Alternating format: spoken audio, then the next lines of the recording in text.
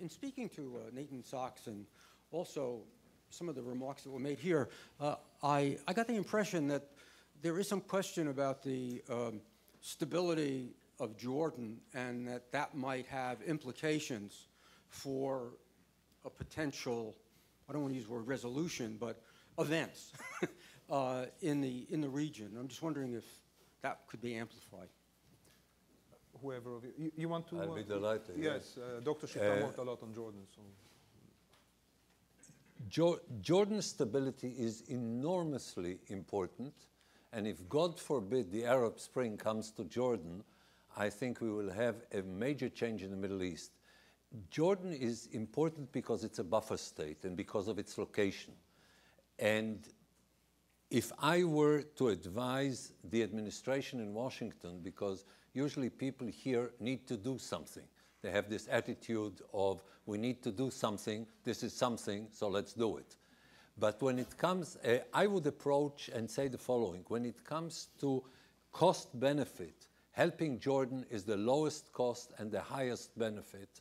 And therefore, I would advise more than anything else in the region to try and help Jordan, particularly economically, because if Jordan crumbles, everything is open again.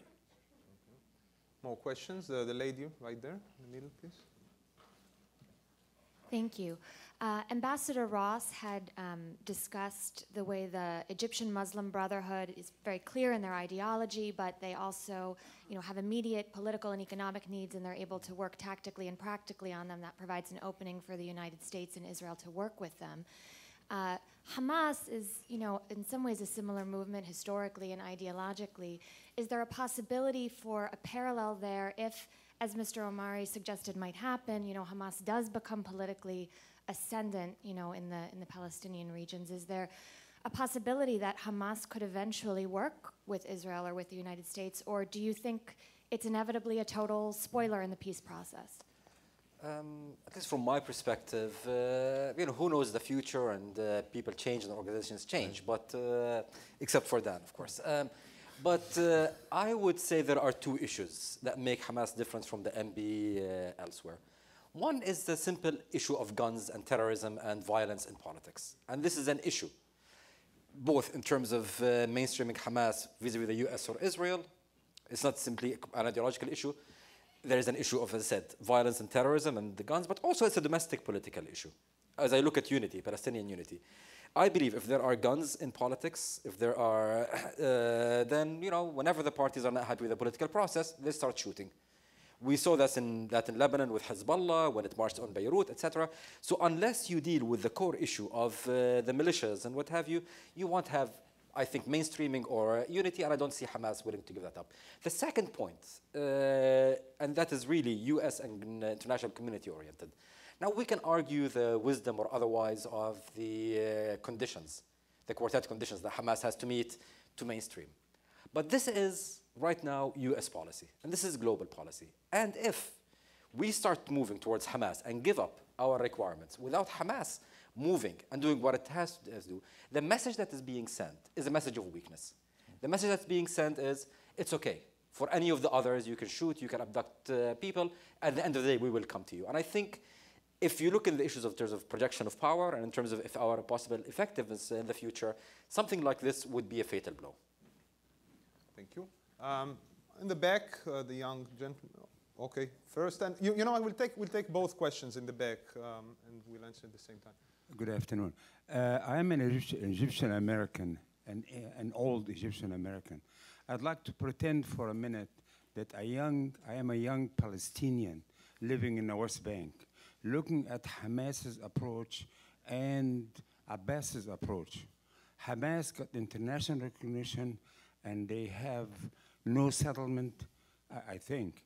But in the West Bank where I am living, there is the Israeli settlement, and there is continued encroachment in my land and the land of my parents. How would this be taken in the Israeli election? I'm afraid if I have to make a choice, I'll join a third intifada or use Hamas's approach. Thank you, and please pass the microphone to the young gentleman. Thank you. Hi. Great discussion.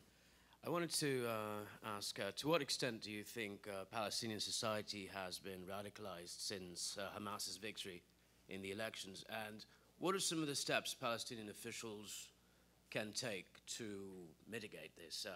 Could Israel also participate in this effort? Because you mentioned the nationalist versus the Islamist Palestine. Want me to start? All right. Look, I think, I think there's a tendency right now to assume that because Hamas appeared to gain from the Gaza conflict, that this is now they are riding the tide and they have all this momentum. There's an amazing capacity to look at the moment and somehow conclude that that tells the story forever. A, the story in Egypt has not been written yet. It's in the process of being written.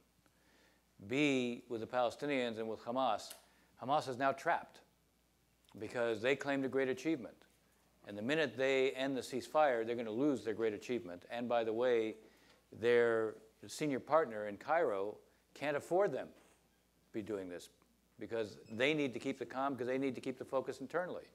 So, it's true that I think at this point, if you look at who seems to have a political edge, Hamas seems to have a political edge, but I don't know how long that lasts. Because basically, Hamas has only one strategy, which is resistance, and right now it can't carry out resistance. So I wouldn't be so quick to assume that the story now is being told. Part of the problem, I have to admit, is that Abu Mazen has adopted a posture that makes it impossible for him to achieve anything. Because he rejects, appropriately so, violence and terror. When the earlier question you asked about him, he's defined by that, and we shouldn't dismiss the fact that he is against violence and terror. That is hugely important. But by the same token, now because he either fears the way of going the way of Mubarak, or because he lacks any friends, he's risk averse, and he's so risk averse that in fact he's not prepared to go into negotiations. So he doesn't offer a pathway to achieve his own aspirations. So in some ways, he has to think about what it is he can do to reestablish credibility, and the path he's been on doesn't reestablish his credibility. You ask what can be done. Well, look, my 16 points are designed to show, and they're in their own way, it's parallel to what both Dan and Ghaith have said. What helps him the most is something that looks like he's making achievements on the ground. But that, if he's not prepared to negotiate that, then you at least need to be able to create this parallelism of coordinated unilateralism, which would, in my mind, add to his credibility because he's actually producing something again. And I think it would also answer the first point that was raised. Yeah, the Israelis got out of Gaza, but there were a lot of Palestinians who dismissed the Israelis did it because they said, well, they didn't want Gaza anyway. So this was a great achievement for Hamas? I mean, the fact of the matter is, Hamas isn't going to have anything else to point to. And Abu Mazen has to be thinking about what it is he can do. And we and the Israelis together have to think about, as I said before, what can we do to make the future of the Palestinians more likely to be a nationalist future and not an Islamist future? So really a few seconds each, because we really have to wrap the discussion. Just a factual point. When the Israelis withdrew from Gaza and destroyed the settlements, it was actually not Hamas in charge. It was initially Arafat when it was conceived and Abu Mazen when it was implemented. But that's just a fact. An aside. Basically, I would build on what you said. I mean, Palestinians, like anyone else, like any other political system, your political fortunes depend on, can you deliver the goods? Can you bring, Can you bring the pork, as it were? And in this particular case, Hamas can claim success. You kidnap a soldier, you get prisoners, etc., while the PA cannot claim similar recent achievements. The question, again, Hamas is now getting the money from the Qataris, the PA has not been able to pay salaries. So the question is who can deliver that? And of course, that's one level. Another level is the political achievement. And this goes to the point, who can politically achieve? Hamas, yes, they are in a corner in terms of their political agenda, but they have been so far very adept in kind of masking it and what have you. Yeah. But also the problem is the PA and Abbas and the PLO are in a political corner of their own creation. And I think as long as the PA fails to lead and to provide a clear direction for its public, until we know again what does the PLO, what does President Abbas, what have you stand for, it's very hard to organize and rally people in a sustainable way without that kind of vision. One of the reasons why I'm very enamored with Fayyad, by the way, is the fact that he comes with a vision. It is not a peace vision, but it's a domestic vision about the Palestinians doing what they have to do for their own sake. And I think that is part of leadership. But there is a need for leadership. In terms of radicalization, very quickly, I mean, what's very interesting is it's not linked to Hamas. I think what's interesting is you look at polls, Hamas in Gaza, if it were to run today for elections, will score very low. Equally, the PA in Gaza, if it were to run for elections, or Fatah, would score low. It is a question of the grass is always greener. It's many issues. Ultimately, though, there is radicalization primarily because of the lack of hope in the direction that Dennis talked about. When people do not have a real hope and real faith that they will get their state, whether through violence or negotiations or what have you, things implode. And everyone's there on their own. And this is the ripe kind of environment for radicalization and recruitment. And I'm afraid this is where things are heading.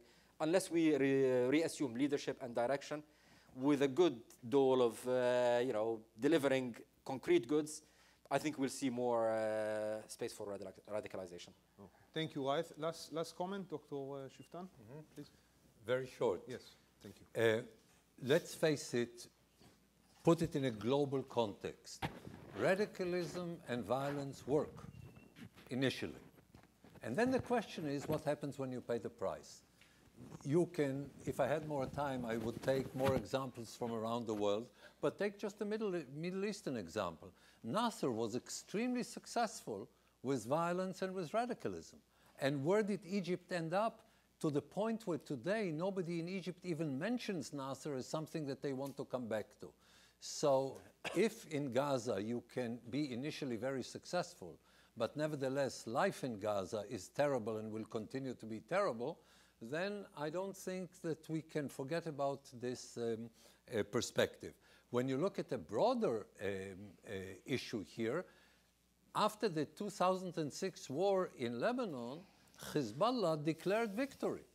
And look at what is happening to Hezbollah today, not only because of Israel, but also because of what's happening in Syria. But Hezbollah cannot do what it did in 2006 because the Israeli deterrence was so strong. So if you look at it only in a very limited capsule of time, then it looks good. But if you look at it in historical perspective, it looks very bad. Thank you very much. I'm sorry that we don't have more time for questions. We'll take about 8 minutes break. You can shove as much hummus as you can. And we will reconvene here for the third panel. Thank you very much, gentlemen.